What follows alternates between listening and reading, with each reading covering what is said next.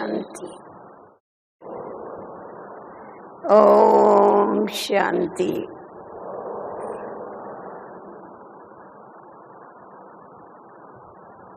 इस पुरुषोत्तम संगम युग पर बेहद के बाबा ने हम बच्चों को अपना बना करके हमारी भोगी से योगी जीवन बना दिया, शूद्र से ब्राह्मण बना दिया। फर्श पर पड़े थे तो अर्श पर चढ़ा दिया। भक्ति मार्ग में कभी ये सोचा भी नहीं था कि हमें सचमुच भगवान मिलेगा और उसके साथ हम सर्व संबंध निभाएंगे।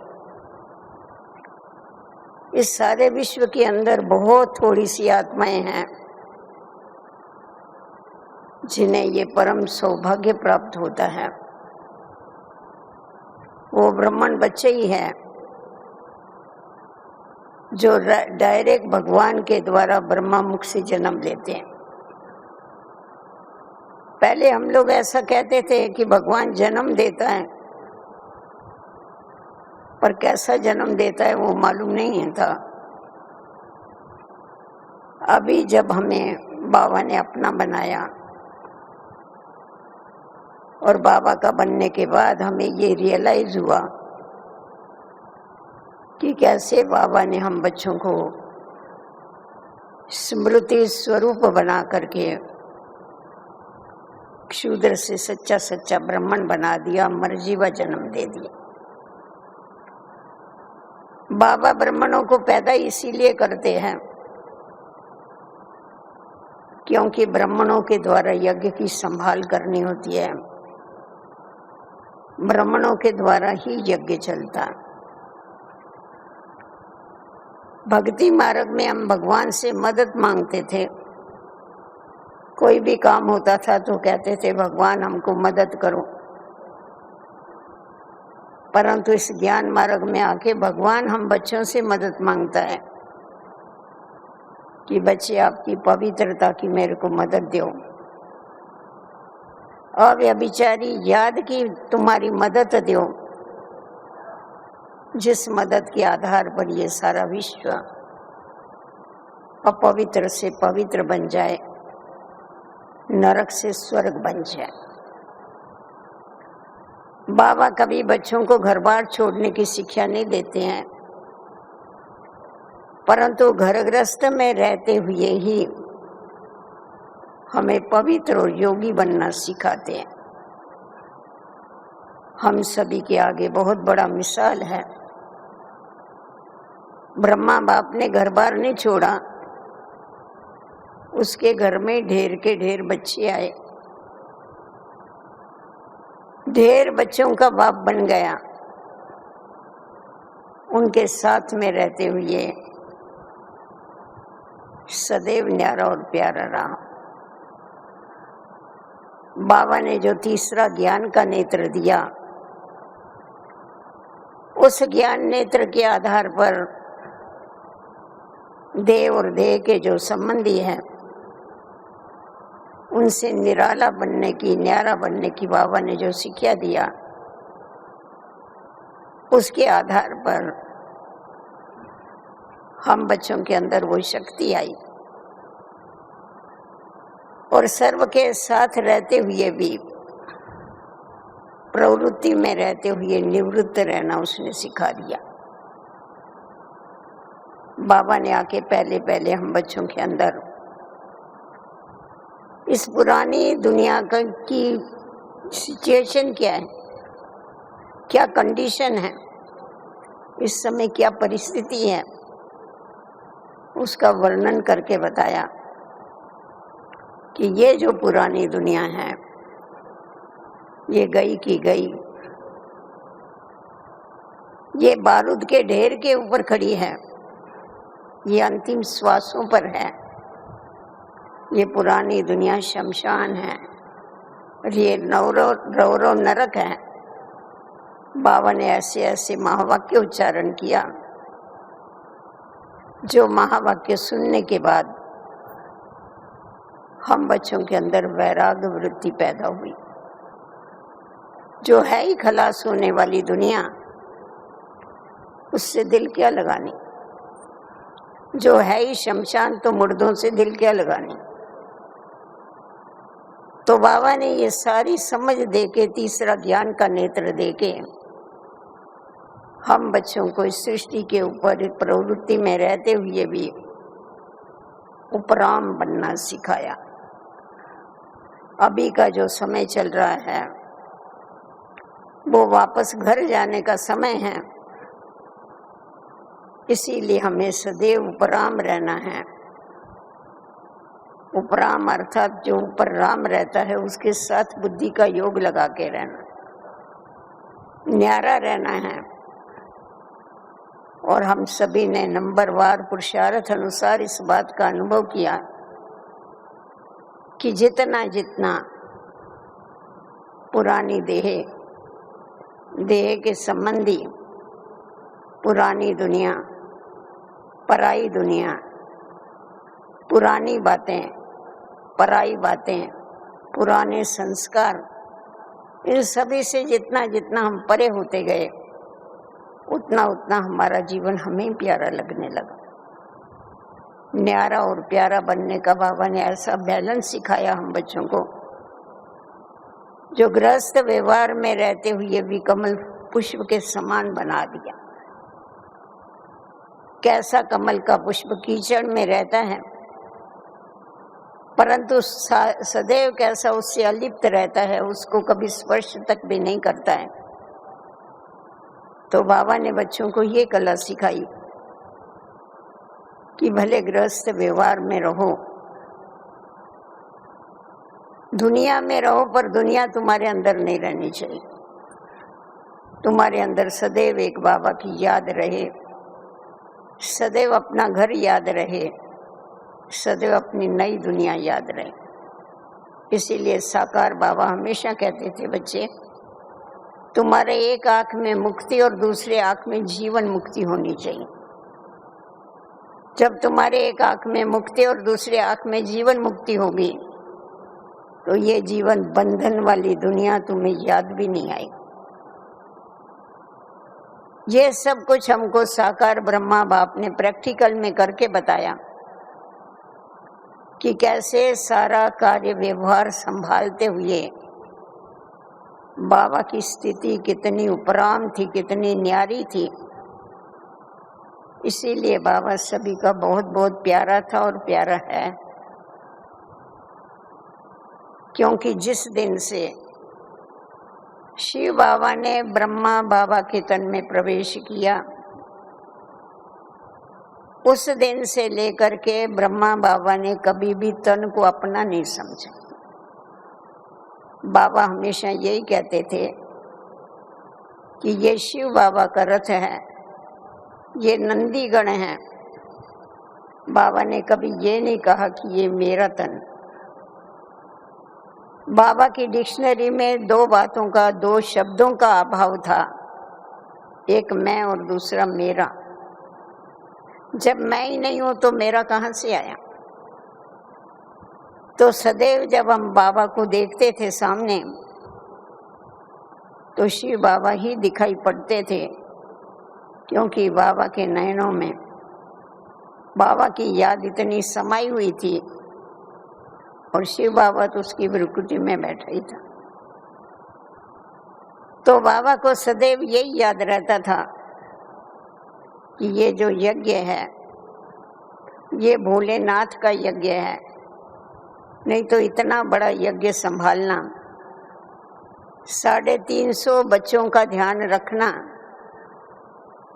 और सब कुछ करते हुए फिर भी न्यारा रहना, ये प्रैक्टिकल में करके बताया। भक्ति मार्ग में भगवान के लिए गायन करते हैं कि तूने सब कुछ किया, परंतु सब कुछ करते हुए तुमने अपना आप छुपाया।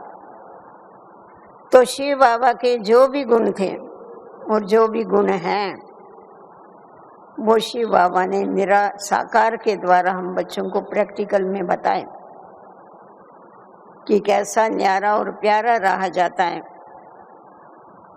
तो सदैव ब्रह्मा बाप को यही याद था कि ये सब बच्चे शिव बाबा के हैं, ये यज्ञ शिव बाबा का है, मैं सिर्फ निमित्त मात्र हूँ। जब अपने को निमित्त मात्र समझते हैं, निमित्त मात्र समझने से निर्माणता आती है, कर्तापन का भान भूल जाता है। करण करावन हार स्वामी सदैव याद रहता है। आप मम्मा की मुरलियां भी सुन रही है तो मम्मा का भी ये पाठ इतना पक्का था, सदैव मम्मा हमें याद दिलाती थी कि हुक्म ही हुक्म चलाए रहा। वो हुक्म चलाए रहा है और हम जो कठपुतलियां हैं वो उसके हुक्म पर नाच रही। आपको मालूम है कठपुतली जो होती है वो तो निर्जीव होती है, उसमें चेतनता नहीं होती है, वो कोई नाच नहीं सकती है, परंतु उसको नचाने वाला पीछे होता है या ऊपर होता है जो धागे से उसको नचाता।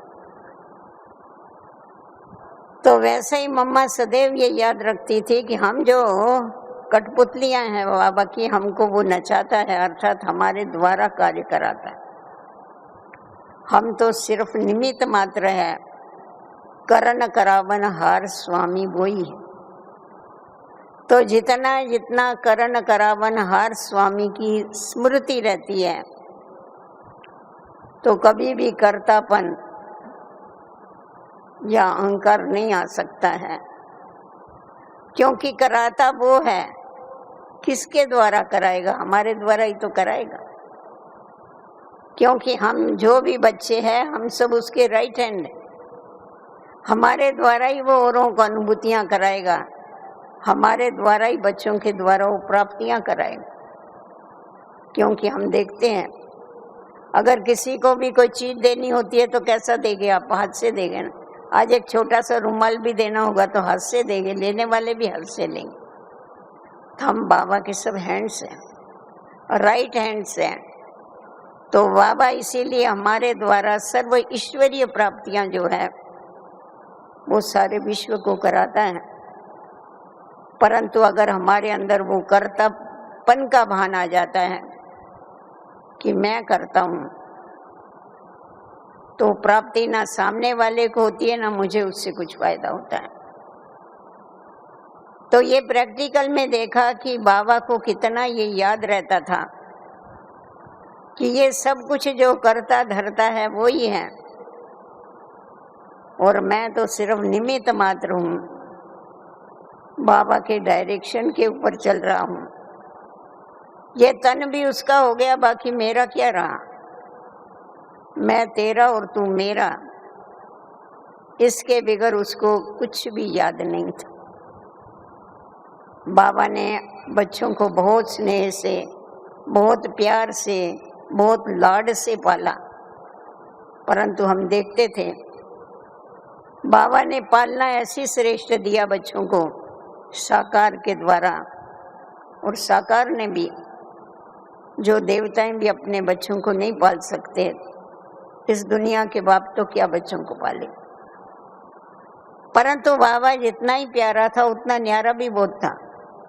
हम हमेशा अनुभव करते थे जब पार्टी लेके बाबा के पास आते थे और जब बाबा विदाई देते थे तो बाबा में कितना न्यारापन था।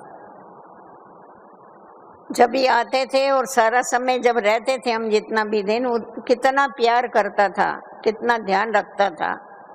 परंतु जब जाते थे तब एकदम जैसा डिटैच, छोटे बड़े बूढ़े जो भी जाते थे उनके आंखों में आंसू होते थे, कोई भी जाना नहीं चाहते थे। परंतु बाबा तो जैसे एकदम न्यारा, एकदम फरिश्ता होके खड़ा होता था।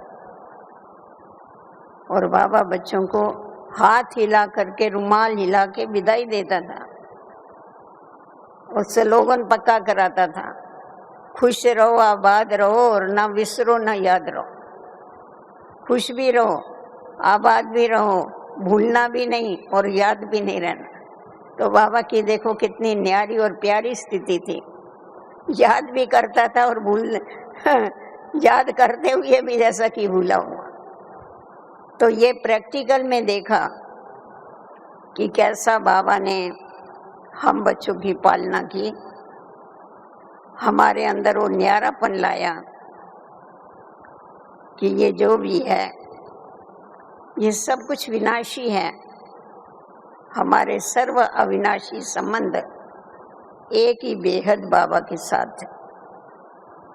इस सृष्टि में रहते हुए उपराम रहना सीख जाओ, सदैव अपनी बुद्धि को ऊपर लगा करके रखो और कार्य व्यवहार करते रहो।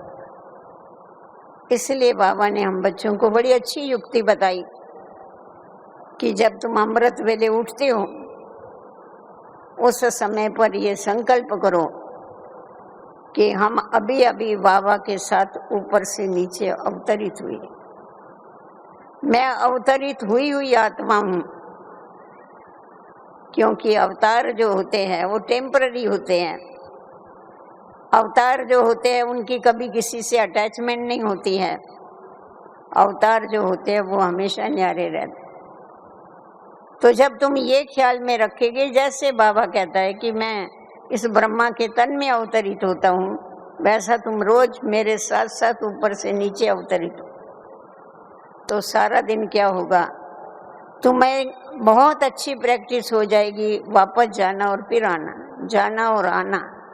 ये जो बाबा कहता है जिन माफक तुम प्रैक्टिस करो, जब कार्य व्यवहार पूरा हो जावे तो ऊपर चले जाओ, अपने वतन में चले जाओ, अपने घर में चले जाओ। जब कार्य व्यवहार करना हुए तभी वापस नीचे आओ।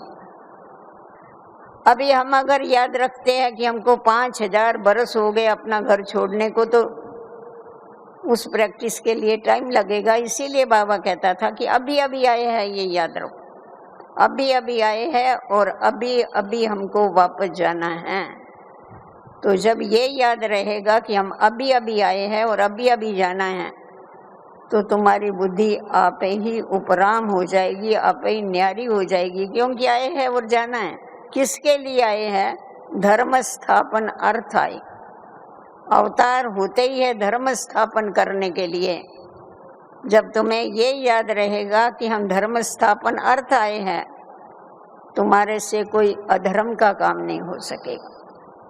सदैव धर्म का ही काम करेंगे। धर्म का मतलब धारणाएं। बाबा ने जो हमें नियम बताए हैं, जो धारणाएं बताई है, उन धारणाओं पर सदैव चलते रहेंगे। बाबा ने हम बच्चों को स्लोगन पक्का कराया था, धरत पड़िए धर्म न छोड़िए।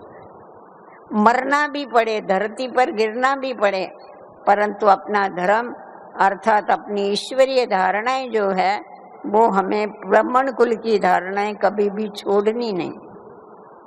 तो अगर हम उन धारणाओं को पकड़ के चलते हैं तो हमारी बुद्धि कहाँ भी अटकती नहीं है, हम सदैव न्यारे रहते हैं। बाबा ने बच्चों को प्रवृत्ति में रहते हुए ये पाठ पक्का कराया कि अपने को गृहस्थी नहीं परंतु अपने को ट्रस्टी समझ करके चलो। जब अपने को तुम ट्रस्टी समझ के चलते हो कि ये सब कुछ मेरा नहीं परंतु उसका है, मैं तो सिर्फ निमित्त मात्र हूँ, मैं सिर्फ संभालने वाला हूँ, मालिक तो मेरा वो है। तो जब तुम्हें मालिक याद रहेगा तो किसी में भी तुम्हारी बुद्धि जो है वो कभी भी अटकेगी नहीं, तुम्हारे में न्यारापन आता जाएगा।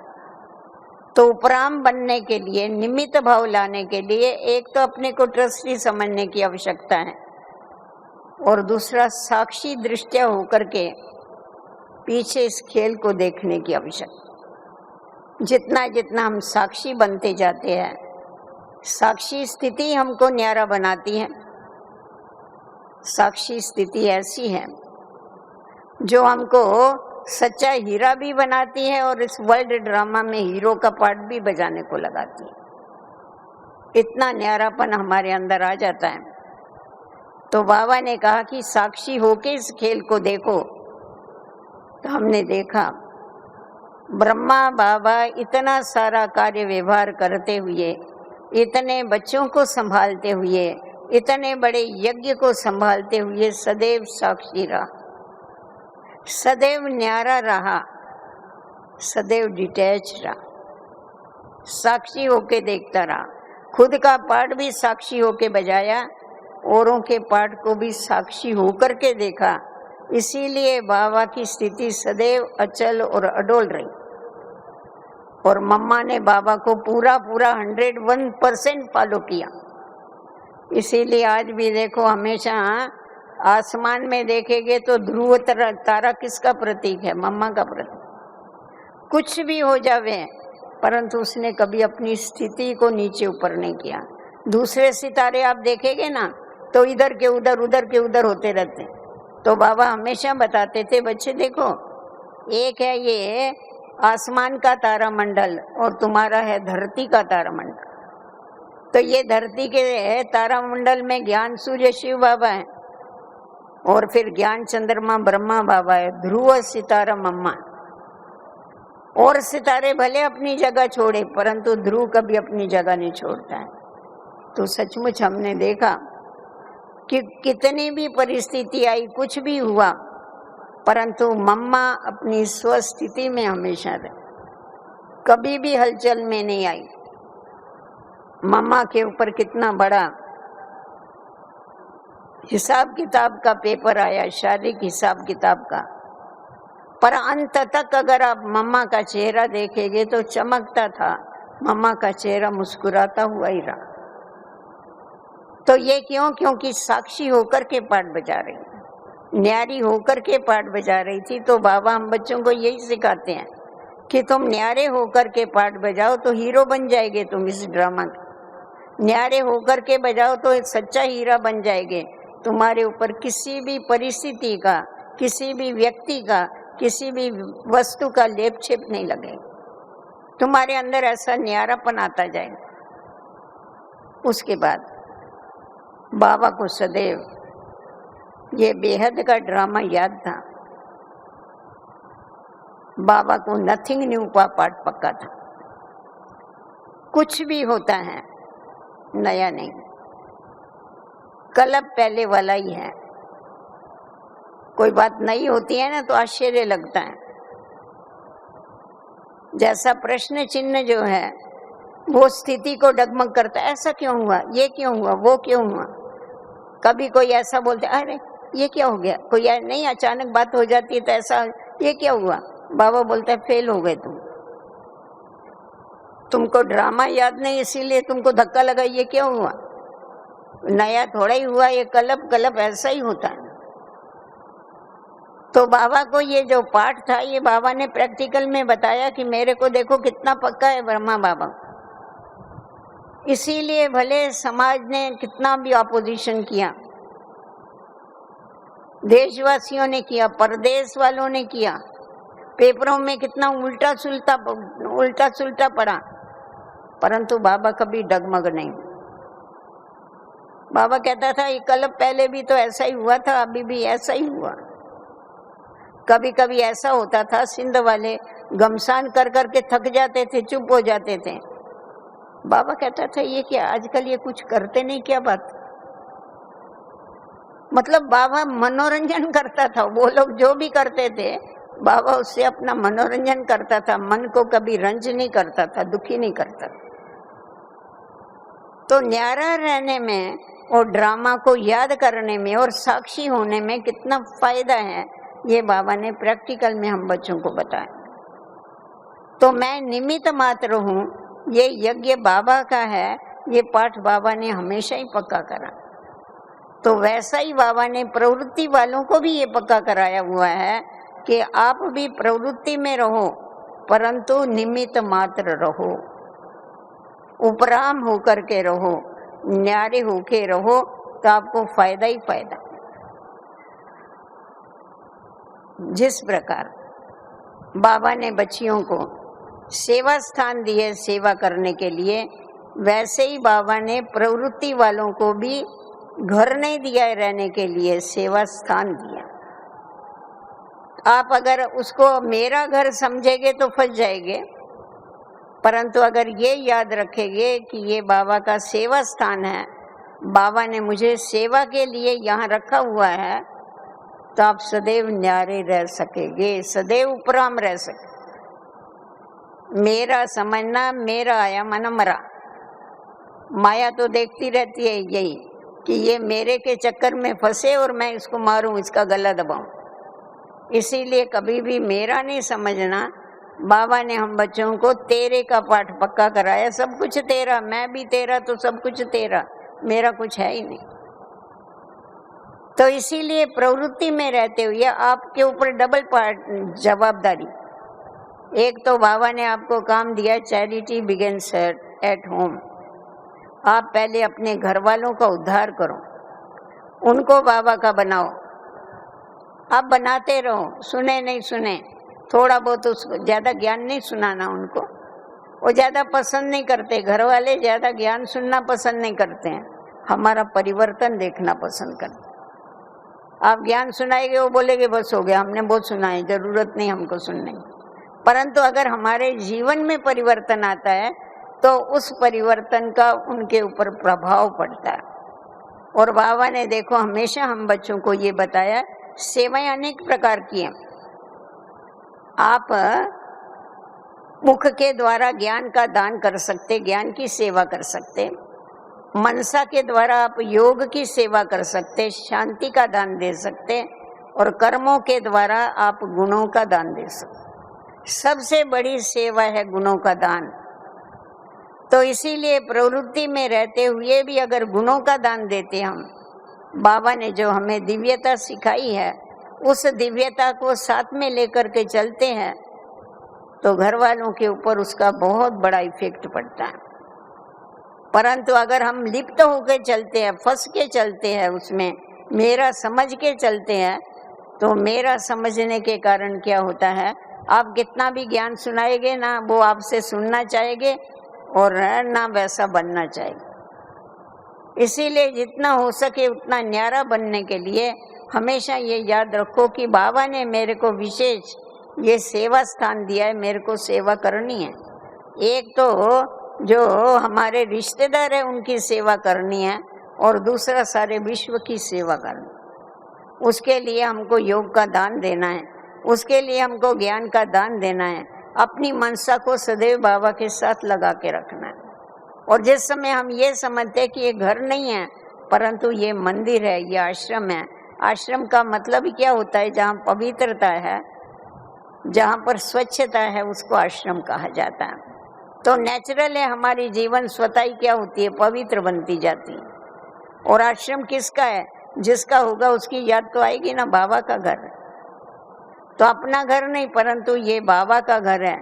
सिर्फ बोलने से कुछ नहीं होता है, बहुत बोलते हैं ये सब कुछ बाबा का है, सब कुछ बाबा का। ये तो भक्ति मार्ग में भी ऐसा ही बोलते थे ना। मंदिर में जाएंगे तभी कहेंगे, भगवान के आगे जाके, मूर्तियों के आगे जाके कहेंगे, हे भगवान जो मेरा है वो सब कुछ तेरा है।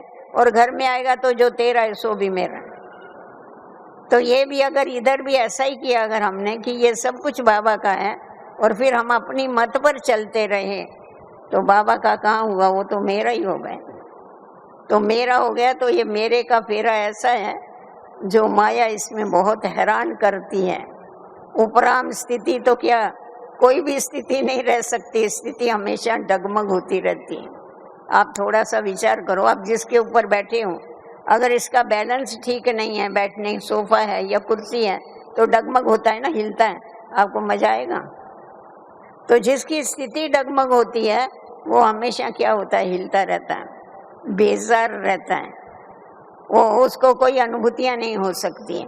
इसीलिए बाबा कहता है सदैव स्वमान की सीट के ऊपर सेट हो जाओ। बाबा ने हम बच्चों को 365 दिन के लिए 365 स्वमान दिए हुए, एक दो स्वमान नहीं दिया है। आप रोज नया नया स्वमान याद कर लो बाबा। कभी विश्व कल्याणकारी बन जाओ, कभी शांति दूत बन जाओ, जो चाहिए आपको, जो अच्छा लगे वो स्वमान आप याद कर लो। तो क्या हो जाएगा, उस स्वमान में स्थित होने से स्थिति कभी भी डगमग नहीं होगी। परिस्थितियां आएगी, ये बाबा ने बता दिया। परिस्थितियां अंत तक आने वाली है, माया ऐसा ही छोड़ने वाली नहीं है। कैसा छोड़ेगी बोलो माया? हम आधा कल्प से माया के ग्राहक हैं और बहुत अच्छे ग्राहक हैं हम माया के। कभी उससे काम खरीद कर लिया तो कभी क्रोध ले लिया, तो कभी लोभ ले लिया, कभी मोह ले लिया। अभी 2500 बरस जिसके हम ग्राहक रहे, उसको हम छोड़ के अगर ईश्वर से सुख शांति लेना चालू करेंगे, उसको अच्छा लगेगा? आज थोड़ा दिन अगर किसी दुकानदार से आप सामान लो और उसको छोड़ के दूसरे दुकान पर जाओ तो वो क्या करता है? अरे इधर आओ, तुम तो मेरा पुराना ग्राहक है, वहां काय को जाता है, मेरे से सामान लो ना, तुम उधर क्यों जाते? ले जाओ, पैसा नहीं देना, ले जाओ, ऐसा ही ले जाओ। अपना ग्राहक को छोड़ना नहीं चाहते। तो माया कैसा छोड़ना चाहेगी बताओ आधा कल्प के ग्राहकों को? इसलिए वो पीछे ही लगी रहती है। परंतु बाबा कहता है उससे कभी भी घबराना नहीं, तुम अपनी स्वस्थिति में रहो। देखो दो बातें हैं, एक है मेरी स्वस्थिति, दूसरी है परस्थिति। स्वस्थिति जो है वो अंदर से आती है, परिस्थिति जो है वो बाहर से आती है। ठीक है, दोनों का रास्ता अलग अलग है। स्वस्थिति का रास्ता अंदर से आने का है, परिस्थिति का रास्ता बाहर से आने का है। तो आपस में जब रास्ते ही अलग है तो टकराने की बात ही नहीं है। परंतु हम लोग क्या करते हैं, स्वस्थिति के लिए जो समय देना चाहिए, स्वस्थिति के लिए जो शक्तियां लगानी चाहिए, वो क्या करते, परिस्थिति में उलझ के वो सारा उसमें लगा देते। जब वो शक्तियां और समय हम परिस्थिति में लगा देते हैं तो हमारी स्थिति डगमग हो जाती। तो इसीलिए हमारे को सदैव ये याद रखना है कि परिस्थिति आएगी, अंत तक आएगी, क्योंकि हम युद्ध के मैदान में है तो सामने है, जरूर दुश्मन हमारे ऊपर वार तो करेगा ना। परंतु बाबा ने हम बच्चों को सारे ज्ञान के अस्त्र शस्त्र दिए हुए हैं। बाबा ने जो अस्त्र शस्त्र दिए ज्ञान के, उसको क्या करो, यूज करना सीख जाओ। अगर हम यूज नहीं करेंगे एक दिन वो लूज हो जाएंगे। आज कोई भी चीज है ना, समझो ये माई की है, हम इसको 2-4 बरस यूज नहीं करते, फिर निकालेंगे तो खराब हो जाएगा, काम में नहीं आए। तो उसी प्रकार बाबा जो हमें ज्ञान रूपी शस्त्र देता है, अगर हम उसको यूज नहीं करते तो भी लूज हो जाते, खलास हो जाते। हम सिर्फ खुश हो गए कि हमारे पास बाबा ने बहुत ज्ञान भरा है, बहुत शस्त्र दिए, तो उसको यूज क्यों नहीं करते? तो जितना जितना यूज करेंगे, पर यूज कौन कर सकता है? जो घड़ी घड़ी ज्ञान को रिवाइज करते। जैसा जैसा हम उसको रिवाइज करते हैं ज्ञान को, बाबा हमेशा, बाबा की मुरली में देखो होता है कि बच्चे विचार सागर मंथन करो। विचार सागर मंथन करना माना ज्ञान को चबाना। जब तक तुम उसको चबाएगे नहीं तब तक वो हजम नहीं होगा। हजम नहीं होगा तो तुम्हारा ब्लड नहीं बनेगा, ब्लड नहीं बनेगा तो शक्ति कहाँ से आएगी? तो जैसा भोजन जो है वो हमारे को चबा के खाने के बाद शक्ति मिलती है, उसी प्रकार ये जो ज्ञान है ये विचार सागर मंथन करने के बाद वो शक्ति का रूप ले लेता और वो हमारी प्रॉपर्टी बन जाती है। जब हमारे पास वो शक्ति आ जाती है तो हम सहज ही परीक्षाओं को पास कर सकते हैं, सहज ही हम माया के ऊपर विजय प्राप्त कर सकते हैं। तो इसीलिए बाबा हम बच्चों को कहता है कि बच्चे तुम जो 1 घंटा ज्ञान सुनते हो, अरे देखो जानवरों में भी अक्ल होता है। 1 घंटा वो घास खाएगी, समझो गाय, सारा दिन मुंह हिलाती रहती, चबाती रहती, उगारती रहती है। तो वैसा तुम सारा समय ज्ञान को उगारो ना अंदर ही अंदर। तो जितना जितना हम ज्ञान को रिवाइज करते हैं अंदर में, उतना उतना हमारे अंदर रियलाइज करने की शक्ति होती है, उतना उतना महसूसता शक्ति हमारी बढ़ती जाती है। हमारे को मालूम पड़ता है कि हमारे अंदर क्या कमी है, हमको क्या करना है। और देखो हमारा यादगार बताते हैं ना भक्ति मार्ग में, विष्णु जो है प्रवृत्ति मार्ग का यादगार है, विष्णु चतुर्भुज समुद्र के अंदर शेष शैया के ऊपर लेटा पड़ा है और बड़े आनंद में उसकी स्थिति बताते हैं, बहुत आनंदित है। उससे लक्ष्मी पूछती है आप कौन सी खुशी में है? वो बोलता है मैं अपने ईश्वरीय खुशी में। तो ये विचार सागर मंथन करने का यादगार है। प्रकृति के ऊपर विजय और 5 विकारों के ऊपर विजय प्राप्त करने के बाद हमारी स्थिति कैसी बन जाती है? खुशनुमा बन जाती। तो सागर में रहते हुए भी उससे न्यारा रहना, कीचड़ में रहते हुए भी उससे अलिप्त रहना और सदैव न्यारा रहने के बाद ही हम बाबा के प्यारे बन सकते, सर्व के प्यारे बन सकते। तो बाबा ने हमें जो लक्ष्य दिया हुआ है, बाबा ने जो हमें ज्ञान दिया हुआ है, उस ज्ञान को मुझे अपना करके चलना। इसीलिए हमेशा कोई भी कर्म जो भी हम करते हैं वो ज्ञान युक्त बन करके बोल और कर्म करने हैं।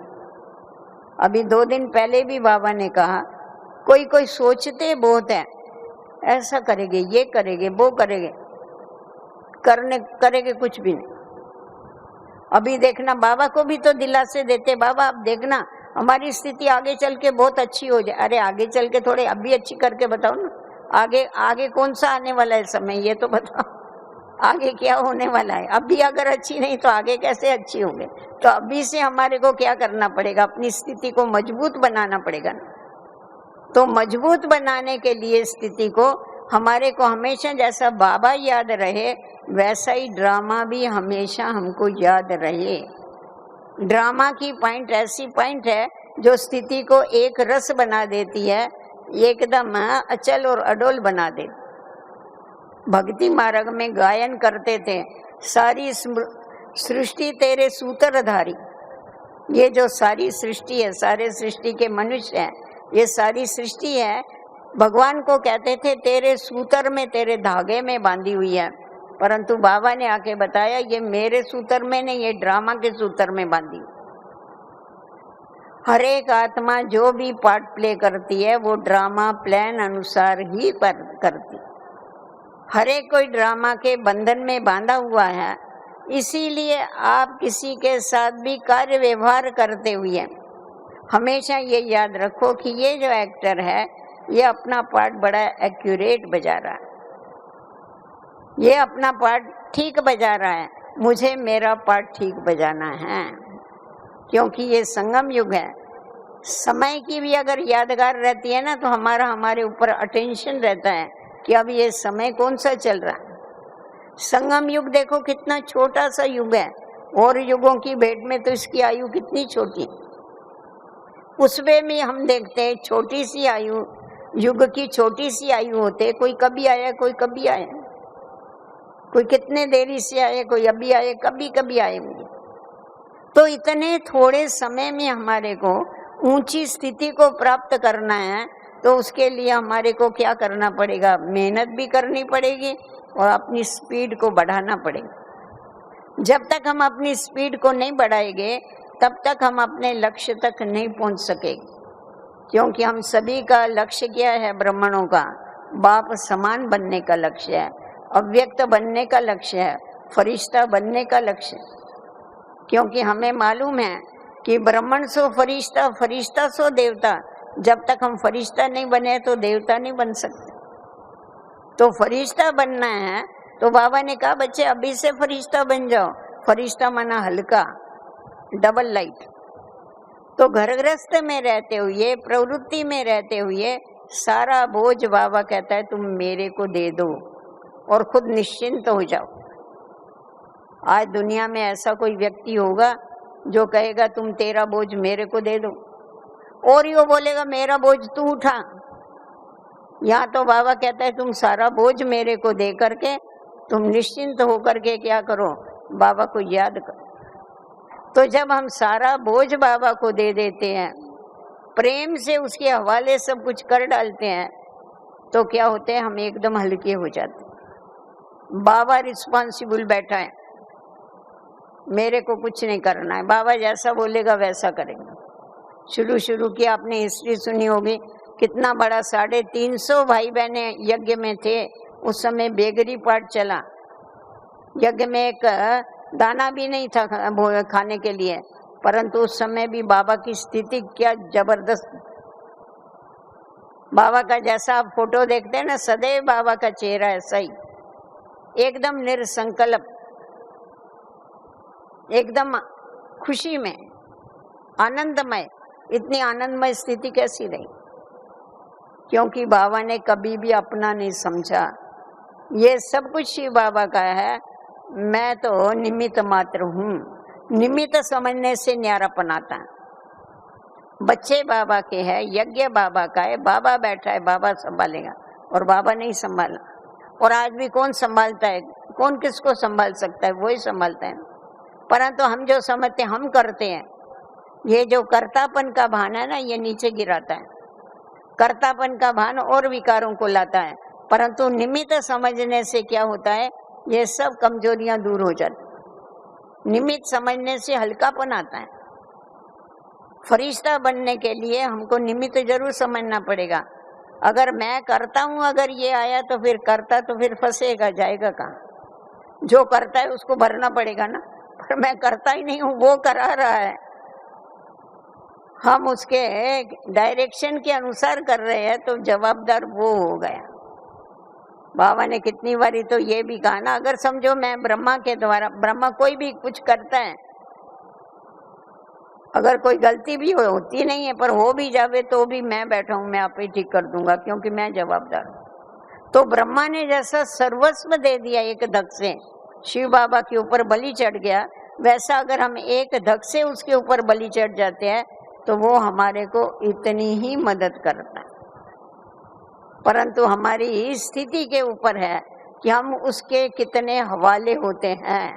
हम कहते तो है मेरा तो एक शिव बाबा, दूसरा नहीं कोई, परंतु सचमुच ये प्रैक्टिकल में मेरा एक शिव बाबा, दूसरा कोई नहीं। बाबा ही मेरा संसार है। जब बाबा ही मेरा संसार है तो फिर ये संसार ये कहाँ से आया संसार? कहाँ से आए बच्चे? कहाँ से आया घर बार? तो ये हमेशा ध्यान में रखो ना मेरा संसार है, ना मैं संसारी हूँ, मैं तो सबसे न्यारा हूँ। अगर ऐसा समझ के रहेंगे तो स्थिति सदैव उपराम रहेगी। ये बाबा का संसार है, बाबा ही संभाले, बाबा का ही ये सब कुछ है। बाबा तो एक पहले बीच में अभी समझा रहे थे, अरे छोटा बच्चा होता है, सारा दिन क्या बोलता रहता है? बा बा बा बा। सारा दिन आप देखेंगे उसके मुंह से यही निकलता है, बा बा बा बा निकलता है। तुम तो इतने बड़े बड़े हो, तुम बाबा को नहीं याद कर सकते। वो बच्चा बाबा बाबा करता रहता है। तो हमको अगर सदैव बाबा बाबा याद रहेगा, माया की ताकत नहीं आने की। माया आती कभी है जब भी बाबा भूलता है। कोई कोई कहते हैं हमको माया ने भुला दिया। माया ने भुलाया नहीं, माया ने याद करा दिया। भूल गए इसीलिए माया ने आके थप्पड़ लगाया, ये कहाँ जा रहे हो, क्यों भूल रहे हो बाबा को? कभी कभी आप देखते हो ना, बाबा बोलता है ये माया ना मेरी बड़ी ईमानदार बेटी है। हम कहते हैं हमारी दुश्मन है, हमारे बाप की बेटी है। पर क्यों बेटी बोलता है? क्योंकि वो बाबा के बच्चों को बाबा की याद दिलाती है। हम जब भूलते हैं, बाबा को भूलते हैं, तभी माया आती है। जब हमारे अंदर कमजोरी होती है तभी माया आती है। बीमारी कभी आएगी? शारीरिक कमजोरी होगी तो बीमारी आएगी ना। तो वैसा ही जब मानसिक कमजोरी होती है तभी माया आती है। तो हमारे को कभी भी कमजोर नहीं बनना है, हमको सदैव शक्तिशाली रहना है। इसीलिए सर्वशक्तिवान जो है उसकी याद हमारी सदैव बनी रहे। तो जितना जितना हम सर्वशक्तिवान बाप को अपना साथी बना लेते हैं, अपने साथ में रखते हैं उसको, तो माया को आने की ताकत ही नहीं होती है। वो आ ही नहीं सकती है, उसका काम ही नहीं है आना। भाग जाती है, दूर से ही भाग जाती है। बाबा कहता है बच्चे अभी तो तुम्हारी स्थिति ऐसी होनी चाहिए जो माया तुम्हारे पास में नहीं आवे। वो माया आएगी फिर तुम उसको भगाएगी, इसमें तो तुम्हारा टाइम वेस्ट हो गया। आवे ही नहीं ना माया। ऐसी पावरफुल स्थिति बनाओ जो माया तुम्हारे पास आवे ही नहीं। वो कभी हो सकती है पावरफुल स्थिति जब सब बातों से न्यारे हो जाएंगे, तभी क्या होगी? तभी ऐसी पावरफुल स्थिति होगी। बाबा की याद में रहेंगे तभी पावरफुल स्थिति होगी। तो सदैव सवेरे अमृत वेले से लेके रात को सोने तक याद की लिंक बनी रहे, इस बात का ध्यान देने की आवश्यकता है। नहीं तो क्या होता है, अमृत वेले बाबा को याद कर लिया, फिर रात को सोने के समय सवेरे गुड नाइट हो गया, रात को सवेरे गुड मॉर्निंग हो गया, रात को गुड नाइट कर देते। सारा दिन कुछ भी नहीं, सारा दिन बाबा की याद रहे। बाबा ये जो ट्रैफिक कंट्रोल वगैरह करने को हमको लगाता है, किसके लिए लगाता है? कि हमारी बुद्धि लगी रहे, इधर उधर नहीं भागे। व्यर्थ संकल्प नहीं चले। व्यर्थ संकल्प नहीं चले तो समर्थ संकल्प चलने चाहिए। बाबा कहता है तुम चार्ट लिखते हो, हमने कोई विकर्म नहीं किया, पाप कर्म नहीं किया, पर पुण्य कर्म क्या किया वो भी तो लिखो। पाप कर्म तुमने नहीं किया तो पुण्य कर्म क्या किया वो तो लिखो, मालूम पड़े। पाप नहीं करेंगे तो पुण्य तो करना चाहिए। तो सर्व को जियदान देना, ये है सबसे बड़ा पुण्य कर्म। और जियदान किसके द्वारा मिलता है? ज्ञान अमृत के द्वारा जियदान मिलता है। तो इसीलिए जितना हो सके उतना अनेक आत्माओं की सेवा करते रहना और खुद शक्तिशाली रहना, ये बहुत बड़े भाग्य की बात। जितना जितना हम अपने ऊपर अटेंशन देते हैं, बाबा के साथ सर्व संबंध जोड़ करके चलते हैं, उतना उतना क्या होता है, हम अनेक आत्माओं की सेवा कर सकते हैं। हमको सेवा नहीं करनी पड़ती, पर सेवा हमारे पीछे आती है, क्योंकि जहाँ लाइट होगी वहां तो आएगी ना। तो हम जितना जितना लाइट बनते हैं उतना उतना उसका फायदा होता है, अनेकों को रास्ता बताने के लिए निमित्त बनते हैं। तो लाइट बनना है तो उसके लिए न्यारा बनना पड़ेगा, निमित्त बनना पड़ेगा। वापस घर जाना है तो उपराम स्थिति रखनी पड़ेगी, सदैव ऊपर रहो, आओ नीचे कार्य करो फिर वापस ऊपर चले जाओ, आओ कार्य करो फिर वापस ऊपर चले जाओ। बाबा कहता था जिन बन जाओ, जिन आओ और जाओ। तो क्या हो जाएगा, ये प्रैक्टिस बढ़ जाएगी तुम्हारे को, तो अंत के समय तुम्हारे को तकलीफ नहीं होगी। शरीर छोड़ने के समय 1 सेकंड में शरीर छोड़ के तुम बाबा के पास चले जाएंगे। ये ऋषि मुनि तपस्या किसके लिए करते? इसीलिए करते हैं कि हमारा अंत समय जो है वो सहज हो।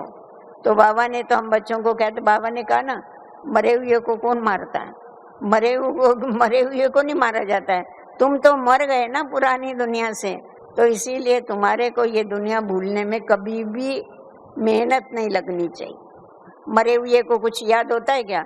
कोई हंसता है, कोई रोता है, कोई नाचता है, उसको क्या फर्क पड़ता है? आप मर गई दुनिया, उसके लिए सारी दुनिया ही मर जाती।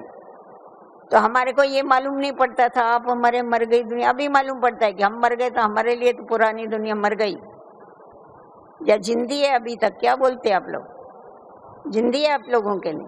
जिनके लिए जिंदी है हाथ ऊपर करो। कोई नहीं करेगा, अभी कोई नहीं करेगा हाथ। परंतु चेक करना कि सचमुच जिंदे, अगर हम जिंदी है तो दुनिया जिंदी है, अगर हम जिंदे नहीं है तो दुनिया भी जिंदी नहीं। तो सदैव बाबा का बन करके चलो, सदैव अपनी जो स्थिति है, हमारी बुद्धि है, उसको उपराम रखो, बाबा की याद में रहो, औरों को रास्ता बताते रहो। यही बाबा हम बच्चों को सदैव संदेश देते हैं। ओम शांति।